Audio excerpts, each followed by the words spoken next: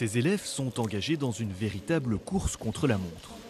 Depuis le mercredi des cendres, elles assemblent des centaines de fleurs en papier de soie. Objectif, construire un rameau géant pour le célèbre concours du dimanche d'avant Pâques, organisé chaque année à Łysy, petite commune du nord de la Pologne.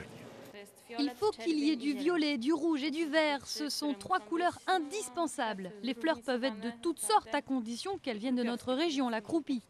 Une fois les fleurs préparées, reste à établir dans quel ordre les placer et imaginer le concept du rameau. L'habillage du tronc d'arbre peut enfin commencer. Celui-ci mesure près de 4 mètres. Il faudra plusieurs heures pour le décorer de la tête aux pieds. Il n'y a pas de teint pastel ou délavé. Ça, c'est beau pour la peinture. Chez nous, en Croupie, il faut que ce soit vif et contrasté. Janina, une croupienne pure souche, pourrait, dit-elle, enrouler plusieurs fois la terre avec tout le papier de soie qu'elle a déjà découpé. En 1969, elle a participé au premier concours de rameaux géants de Łysy. La tradition viendrait d'un complexe d'infériorité des croupiens, généralement plus petits que leurs épouses. Les familles croupiennes se sont dit que Dieu n'aimait pas leurs rameaux parce qu'ils étaient trop petits. Elles se sont donc mises à en construire des plus hauts en espérant en retour que Dieu créerait des croupiens plus grands.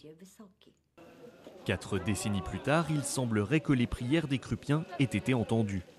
Le dimanche des rameaux, ils portent fièrement leur création à travers le village de Łysy, devenu lieu de pèlerinage pour bon nombre de Polonais. Chacun repartira d'ici avec un rameau béni, en version miniature.